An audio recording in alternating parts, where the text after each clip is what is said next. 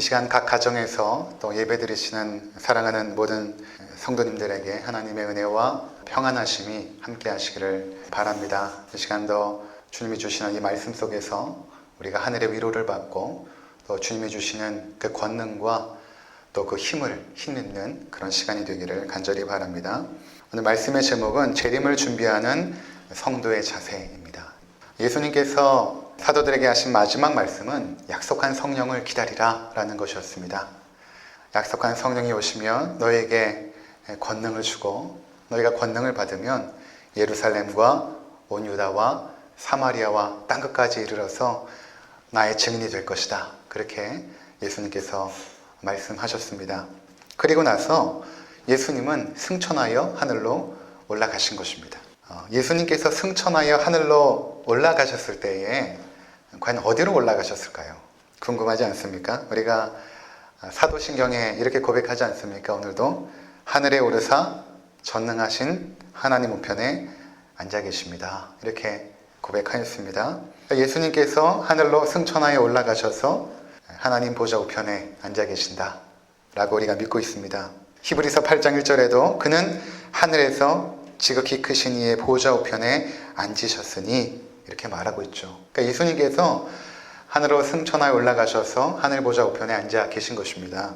그런데 하늘 보좌 우편에 앉아 있다 또는 하늘에 올라가셨다 라는 것은 과연 어떤 의미일까요? 또 성경에서 말하는 하늘로 올라가셨다라는 것은 우리가 생각할 때 새가 날아다니고 별이 뜨고 해가 있고 하는 구름이 떠다니는 그런 하늘을 의미하는 것은 아닙니다. 성경에서 말하는 이 하늘은 우리가 천국이라고 믿는 그곳인 것입니다. 천국. 성경에서는 낙원 또는 천국 이렇게 표현되어 있습니다. 예수님께서 낙원으로 올라가신 것이죠. 천국으로 가신 것입니다. 예수님이 십자가에 못 박혀 죽으실 때 한편의 강도에게 이렇게 말씀하지 않습니까? 네가 오늘 나와 함께 낙원에 있으리라. 예수님께서 지금 어디 계신가? 천국에, 낙원에 계신 것입니다. 자, 그런데 하나님의 우편에 앉아 계신다. 하늘 보좌 우편. 하나님이 계신 그 보좌 우편에 앉아 계신다. 이렇게 말하지 않습니까? 그것은 또 어떤 의미가 될까요? 하나님은 우리처럼 몸이 있는 분이 아니십니다. 하나님은 영이시거든요. 몸이 없습니다. 우리가 나중에 하나님 나라에 가서도 하나님을 볼 수는 없습니다. 하나님은 영이시기 때문에 우리처럼 몸이 없죠. 그러면 몸이 없기 때문에 하나님의 오른편과 왼편을 구분할 수가 없는 것입니다. 그렇지 않습니까? 근데 성경은 하나님의 오른편에 주님께서 좌장하여 계신다 이렇게 말하고 있죠. 그 의미는 상징적인 것입니다. 다른 것이 아니라 하나님과 동등한 능력과 권세와 영광으로 하늘에 계신다, 천국에 계신다 라는 의미가 되는 것입니다. 하나님과 동등한 권능과 능력과 영광으로 천국에 계신 것입니다. 이것이 예수님께서 하늘에 오르사 하나님 보좌 우편에 앉아 계신다 라는 의미가 되는 것입니다. 이렇게 승천하신 주님께서는 다시 오신다라고 말씀하십니다. 오늘 본문의 11절에 보면 이르되 갈릴리 사람들아 어찌하여 서서 하늘을 쳐다보느냐 너희 가운데서 하늘로 올려지신 이 예수는 하늘로 가심을 본 그대로 오시리라 하였느니라 이렇게 말하고 있습니다.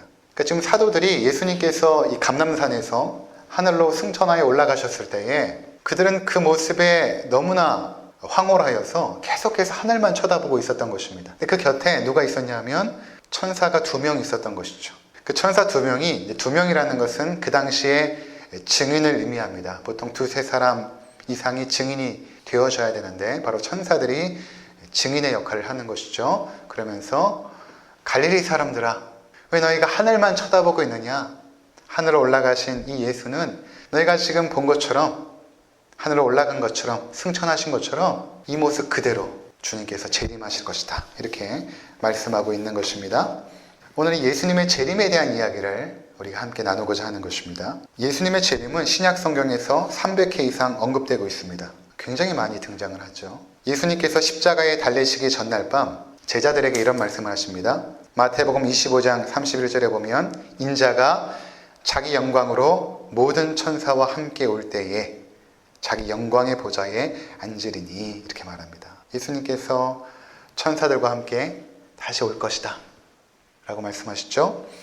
요한복음 14장 3절에도 가서 너희를 위하여 거처를 예비하면 내가 다시 와서 너희를 내게로 영접하여 나 있는 곳에 너희도 있게 하리라. 예수님께서 십자가에 죽으시기 전에 제자들에게 내가 다시 올 것이다 말씀하신 것입니다. 예수님의 재림은 사도들이 전했던 복음의 핵심적인 내용이었습니다. 그들은 예수님께서 죽으시고 부활하셨다 라고만 말씀하신 것이 아니라 그분은 하늘로 승천하여 올라가셨다. 그리고 다시금 재림하여 이 땅에 오실 것이다.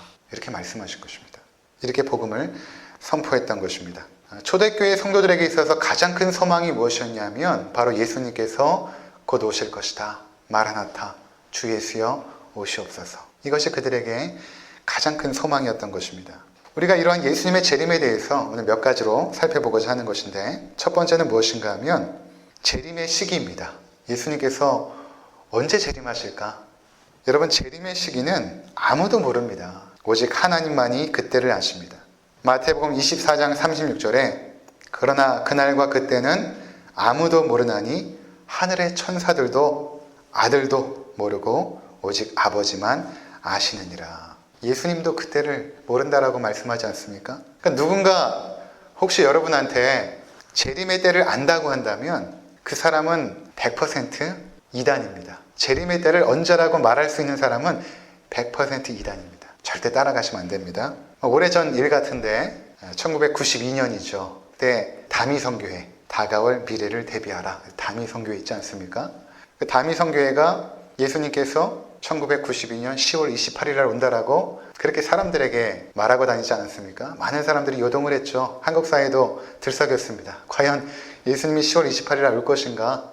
그리고 27일 저녁부터 그 다미성교회 사람들이 그 자신들의 그 예배당에 모여서 저녁부터 흰 옷을 입고 박수를 치고 찬양을 부르면서 예수님께서 28일 날 10월 28일 0시에 오실 것이다 라고 막 그들이 기대하고 찬양을 부르고 기도했습니다. TV에서 방영이 되었습니다. 여러분 기억하실 것입니다. 그리고 0시가 딱 되었는데 아무 일도 일어나지 않은 것입니다. 거기에 있던 목사들이나 교회 중직자들은 부끄러워 그 자리를 빠져나가고 거기서 나오는 사람들은 얼굴을 가리고 창피하여서 그렇게 했던 해프닝이 있었죠. 예수님이 언제 오는 것은 아무도 알지 못합니다. 다만 예수님께서 이렇게 말씀하셨습니다. 마태복음 24장 14절에 보면 이 천국 복음이 모든 민족에게 증언되기 위하여 온 세상에 전파되리니 그제야 끝이 오리라 이렇게 말씀하십니다. 예수님께서 아직 이 땅에 오시지 않은 이유는 이 복음이 온 세상에 전파되지 않았기 때문이죠. 그런데 선교학자들은 말합니다. 이제 복음이 온 세상에 전파가 되었다. 저 아프리카 미개한 족속에게 가도 그들에게도 복음이 증거되고 있거든요. 이 하나님의 말씀이 각 민족과 나라와 족속과 아주 미개했던 민족에게도 성경이 번역되어서 그렇게 계속해서 복음이 증거되고 있는 것입니다. 그러니까 주님이 오실 때가 얼마 남지 않은 것입니다. 두 번째로는 재림의 방법입니다. 예수님께서 그러면 어떤 모습으로 오실까라는 것입니다. 어떤 모습으로 어떻게 오실까? 재림은 생각하지 않은 때에 호련히 번개가 번쩍이듯 밤에 도둑같이 임합니다. 이게 성경이 정리한 것입니다. 마태복음 24장 44절에 보면 이러므로 너희도 준비하고 있으라. 생각하지 않은 때에 인자가 오리라. 생각하지 않은 때에 인자가 오리라. 마가복음 13장에 이렇게 말하죠. 그가 호련히 와서 너희 자는 것을 보지 않도록 하라. 마태복음 24장 27절 번개가 동쪽에서 나서 서쪽까지 번쩍임 같이 인자 임함도 그러하리라. 번개처럼 오신다라는 것입니다. 갑작스럽게. 데살로니가전서 5장 2절 주의 날이 밤에 도둑같이 이를 줄을 너희 자신이 자세히 알기 때문이라. 이렇게 예수님께서 오실 것입니다. 그 예수님께서 오실 때에는 오늘 우리가 본문에 읽어본 것처럼 승천하신 그대로 구름을 타고 오십니다. 마태복음 24장 30절에 그때 인자의 징조가 하늘에서 보이겠고 그때에 땅의 모든 족속들이 통곡하며 그들이 인자가 구름을 타고 능력과 큰 영광으로 오는 것을 보리라. 주님께서 재림하실 때 구름을 타고 오신다라는 것입니다. 보통 우리가 구름 타고 온다라고 생각하면 손오공처럼 이렇게 구름을 타고 오시는가? 그렇진 않습니다. 구름이라는 것은 구약 때부터 하나님의 임재가 임할 때에 가시적으로 나타난 현상이 구름의 현상이었거든요. 그러니까 이스라엘 백성들이 출애굽하여서 시내산에서 하나님과 언약을 맺을 때에 하나님의 임재가 시내산에 임하거든요. 그때 구름이 아주 빽빽하게 임했던 것입니다. 또 성막을 짓지 않습니까? 성막을 지어서 또 모세가 그 지성소에 들어가서 하나님의 임재 가운데 거할 때 하나님의 임재가 임하는 그 가시적 현상이 무엇이었냐면 바로 구름이 빽빽하게 성막을 덮은 것입니다. 그것이 바로 하나님의 임재의 상징이었죠. 그러니까 예수님께서 구름을 타고 오신다는 것은 어떤 의미가 있냐면 하나님의 임재다. 예수님의 재림은 곧 하나님의 임재다. 그래서 구름이 동반될 것이다 말하고 있는 것입니다. 이렇게 구름 가운데 갑작스럽게 예수님께서 오시는 것입니다. 하나님의 권능과 영광으로 임하십니다. 이때 예수님께서 혼자 오시는 것이 아니라 그때는 천사들과 거룩한 성도들과 함께 이 땅으로 오십니다. 마태복음 16장 27절에 보면 인자가 아버지의 영광으로 그 천사들과 함께 오리니, 인자가 아버지의 영광으로, 그렇죠? 하나님의 그 권능과 영광으로 하나님이시기 때문에 천사들과 함께 오겠다. 데살로니가전서 3장 13절 너희 마음을 굳건하게 하시고 우리 주 예수께서 그의 모든 성도와 함께 강림하실 때에 하나님 우리 아버지 앞에서 거룩함에 흠이 없게 하시기를 원하노라. 그러니까 모든 성도와 함께 강림하신다. 천사들과 함께 모든 성도들. 이 모든 성도가 누구입니까? 앞서간 우리의 믿음의 선배들인 것입니다. 예수님께서 재림하실 때에 천사들과 앞서간 우리의 성도들과 함께 오십니다. 어디로 오십니까? 바로 이 땅으로 내려오시는 것이죠. 이 땅으로 내려오십니다. 그래서 그 완전한 하나님 나라가 바로 이 땅 가운데 임하는 것입니다. 그때 모든 사람이 일시에 주님을 보게 될 것입니다. 요한계시록 1장 7절 볼지어다 그가 구름을 타고 오시리라. 각 사람의 눈이 그를 보겠고 그를 찌른 자들도 볼 것이요 땅에 있는 모든 족속이 그로 말미암아 애곡하리니 그러하리라. 모든 사람들이 예수님의 재림을 보게 된다라는 것입니다. 세 번째는 그렇다면 이렇게 예수님께서 재림하시는데 우리가 어떻게 그 재림을 준비해야 되는가라는 것입니다. 과연 재림을 어떻게 준비하며 살아가야 될까? 예수님께서 마태복음에서 24장에 예수님의 그 재림, 예수님께서 오실 것이다 말세에 대한 징조와 그 종말의 때를 24장까지 쭉 말씀하시고 나서 25장부터는 25장에 세 가지 비유가 등장합니다. 이 비유를 통해서 재림을 어떻게 준비해야 되는가를 말씀하십니다. 그러니까 비유를 통해 말씀하셨다는 것은 우리가 아주 알아듣기 쉽게 그렇게 이해하도록 세 가지의 비유를 하신 것입니다. 그래서 우리가 이 시간 이 세 가지의 비유의 핵심적인 메시지를 통하여서 우리가 과연 재림을 어떻게 준비해야 될 것인가에 대해서 살펴보도록 하겠습니다. 첫 번째 비유가 뭐냐면 열처녀의 비유입니다. 여러분 잘 아시죠? 열처녀의 비유. 비유가 이렇게 시작합니다. 천국은 마치 등을 들고 신랑을 맞으러 나간 열처녀와 같다. 이 비유는 당시에 그 유대인들의 그 결혼 문화를 배경으로 하고 있습니다. 그 당시에 결혼 문화가 어땠냐 하면 이제 먼저 신랑이 장인에게 가서 결혼 지참금에 대한 문제로 협의를 하게 됩니다. 그리고 그 지참금에 대한 협의가 끝나면 드디어 그 집에서 나와서 혼인잔치가 열리는 잔치집으로 가게 되어 있거든요. 신부는 어디 있는가? 이미 그 혼인잔치집에서 친구들과 함께 기다리고 있습니다. 이 친구들은 들러리죠. 그래서 이 협의가 다 끝났다라는 소식이 전해지고 신랑이 나온다라는 소식이 들리면 이제 신부의 친구들이 들러리들이 가서 등불을 들고 이 신랑을 이 잔치집같이 가이드를 하는 것이죠. 횃불을 밝히고. 근데 보통 그 당시에는 잔치들이 보통 저녁에 열렸습니다. 해가 이제 질 무렵부터 열렸는데 협의가 좀 일찍 끝나면 괜찮은데 협의가 늦게 끝나면 밤늦은 시간에 이제 신랑이 오게 되는 것입니다. 그래서 그때를 대비해서 이 등과 이 기름을 충분하게 준비해야 되는 것이죠. 그런데 이 열처녀 가운데 다섯 처녀는 기름을 충분하게 준비했고 이 다섯 처녀는 준비는 했는데 충분하게 준비를 하지 않은 것입니다. 그렇게 이제 신랑을 기다리다가 너무 늦게 오니까 잠이 든 것입니다. 꼬박꼬박 졸고 있는데 신랑이 온다 라는 소식이 들립니다. 열처녀가 불이 나게 일어나가지고 달려갑니다. 등과 기름을 들고 달려가서 이 신랑을 맞아서 혼인잔치집으로 데려오려고 하는데 보니까 이 미련한 다섯 처녀에게는 이 기름이 모자른 것입니다. 거기까지 오는 동안 보통 횃불이 한번 타면 15분인데 늦을 것 같은 거예요. 또는 횃불을 밝힐 수가 없을 것 같은 거예요. 그래서 충분히 준비한 다섯 슬기로운 처녀에게 기름을 좀 나눠달라라고 요청을 하니까 이 기름을 만약 나누어서 우리가 같이 쓰게 되면 오는 길에 같이 등불이 꺼져버리면 참 곤란한 상황이 되니까 너희 지금 빨리 가서 기름을 좀 사와라. 이렇게 합니다. 그래서 미련한 다섯 처녀는 기름을 사러 갑니다. 그 사이에 슬기로운 다섯 처녀와 신랑이 함께 등불을 밝히고 혼인잔치에 아주 즐겁게 와서 혼인잔치가 시작되어지고 주인은 문을 쾅 하고 닫아버립니다. 그리고 기름을 사러 갔던 미련한 다섯 처녀가 늦게 당돌한 것이죠. 그리고 문을 두드립니다. 주인님, 우리 들어가게 열어주십시오 라고 했더니 그 안에서 신랑이 이렇게 말합니다. 진실로 너에게 이르노니 내가 너희를 알지 못하노라. 내가 너희를 알지 못하노라. 그런즉 깨어있으라. 너희는 그날과 그때를 알지 못하느니라. 이렇게 말합니다. 여러분, 재림을 준비하는 자세에 예수님께서 첫 번째로 이 말씀을 하신 것입니다. 이 비유를 드신 것이죠. 그러면서 너희는 슬기로운 다섯 처녀가 되어야지 미련한 다섯 처녀가 되어서는 안 된다 라고 말합니다. 그러면 이 슬기로운 다섯 처녀와 미련한 다섯 처녀의 차이점이 무엇입니까? 왜 다섯 처녀, 왜 미련한 다섯 처녀는 미련한 것입니까? 그들이 졸았기 때문입니까? 아닙니다. 열 처녀가 다 졸고 있었거든요.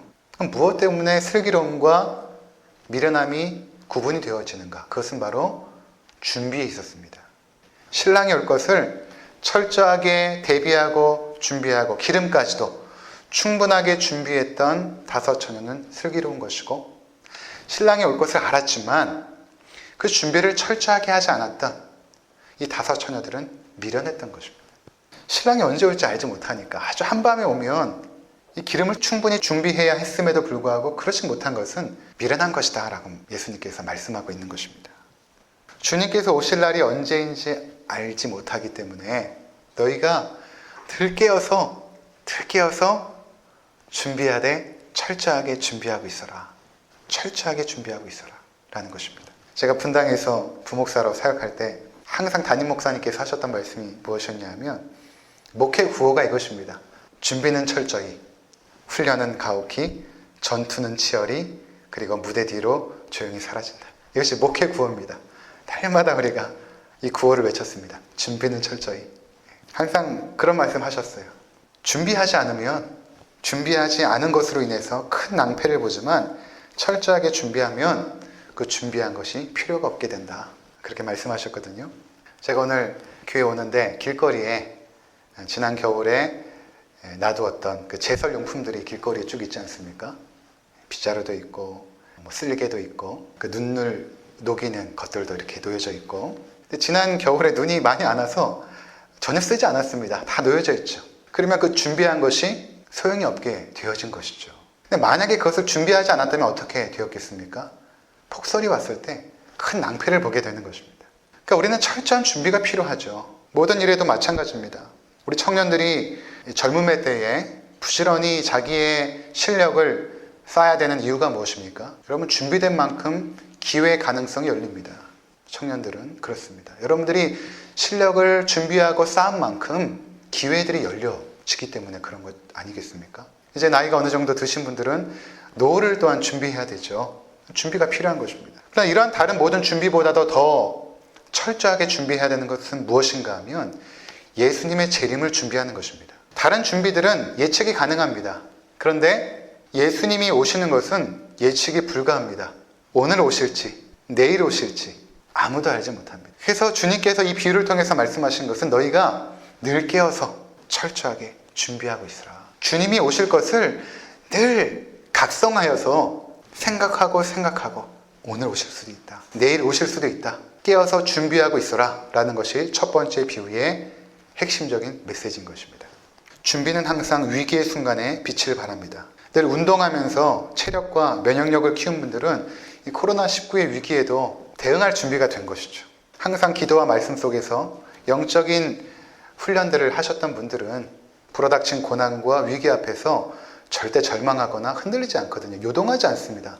위기의 때 무언가를 준비하려고 하면 이미 늦은 것입니다. 준비는 항상 하고 있어야 되는 것입니다. 주님의 재림을 항상 깨어서 준비하고 있어야 되는 것입니다. 그렇다면 주님을 맞을 준비는 어떻게 하는 것이 지혜로운 것일까? 무엇을 준비해야 될까? 그것을 예수님께서는 두 번째 달란트 비유를 통하여 말씀하십니다. 너희가 어떻게 예수님의 재림을 준비해야 되는가? 첫 번째는 늘 깨어서 준비해야 되는데 어떤 자세를 말한다면, 두 번째는 어떻게 우리가 준비하는 것이 지혜로운가? 달란트 비유입니다. 여러분 잘 아실 것입니다.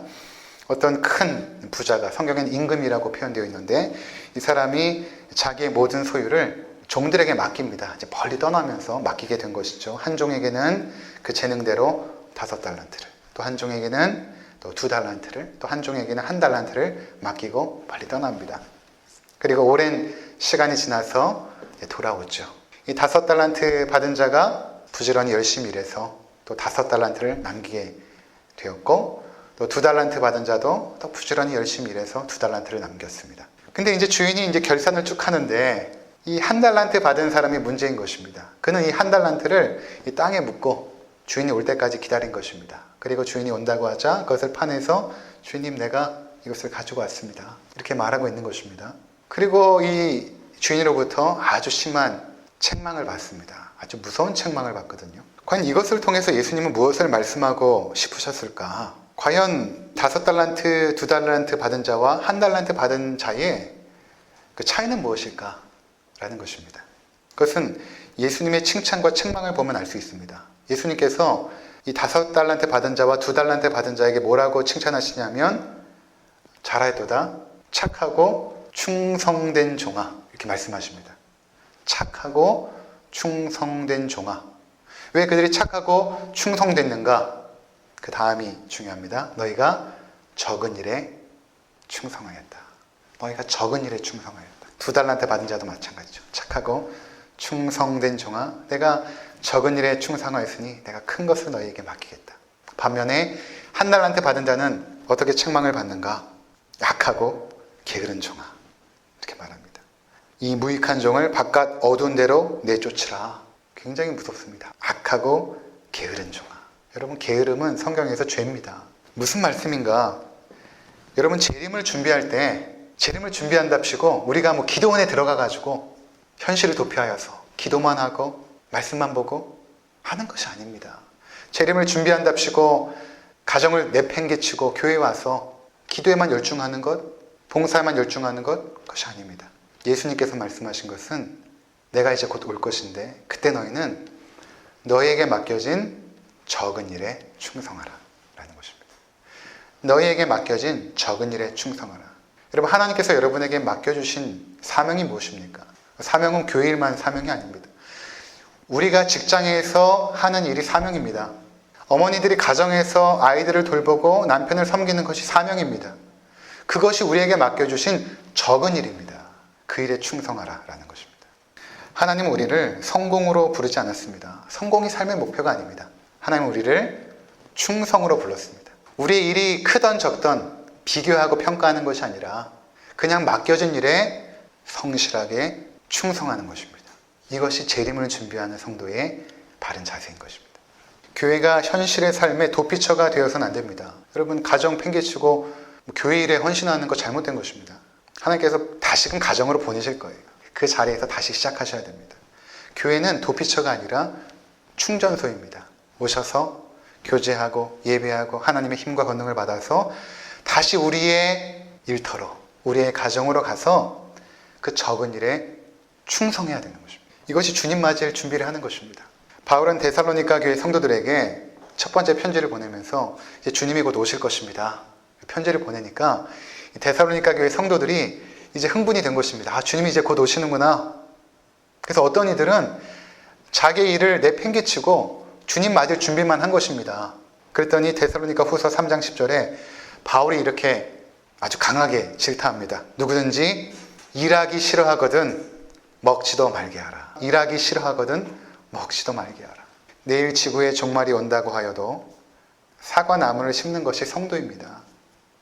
주님 맞을 준비는 다른 것이 아니라 우리에게 지금 맡겨진 일에 충성하는 것입니다. 직장에 충성하고 가정에 충성하고 하나님이 그 자리로 부르신 것입니다.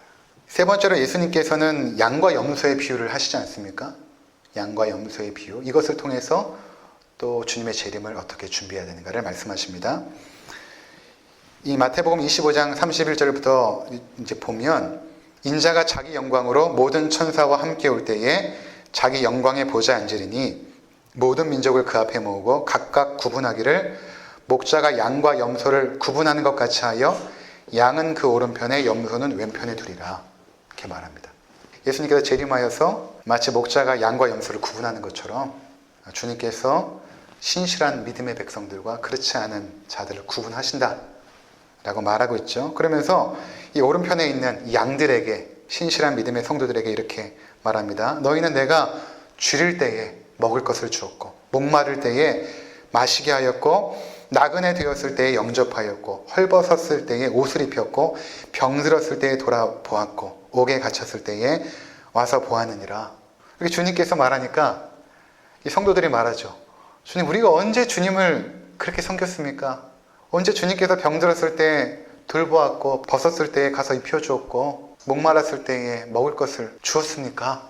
그렇게 말하니까 예수님께서 뭐라고 말씀하십니까? 진실로 너에게 이르노니 너희가 여기에 있는 내 형제 중 지극히 작은 자 하나에게 한 것이 곧 내게 한 것이라. 이렇게 말씀하십니다. 그리고 또 왼편에 있는 염소들에게 말하죠.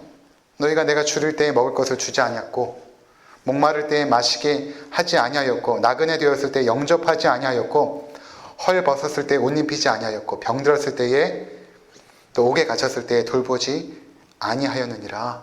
그들이 또 대답합니다. 주여, 우리가 어느 때에 주께서 줄이신 것이나 목마르신 것이나 나그네 되신 것이나 헐벗으신 것이나 병드신 것이나 옥에 갇으신 것을 보고 공양하지 아니하더이까?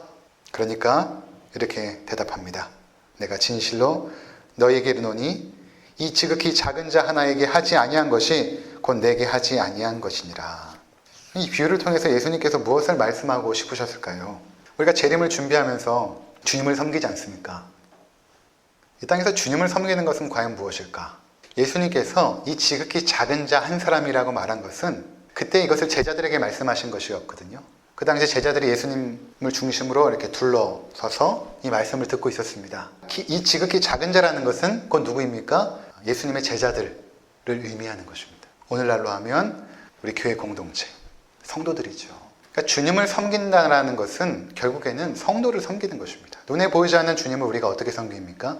눈에 보이는 성도들을 섬길 때에 그것을 주님께서는 나를 섬기는 것으로 그렇게 받으십니다. 우리가 사도행전에서 살펴보게 되겠지만 바울이 다메섹으로 그 예수 믿는 자들을 핍박하러 가죠. 예수님께서 빛 가운데 임하셔서 이 바울에게 말합니다. 네가 왜 나를 핍박하느냐? 이 바울은 성도를 핍박했지 예수님을 핍박한 적이 없습니다. 근데 예수님께서 뭐라고 말씀하시냐면 왜 네가 나를 핍박하느냐?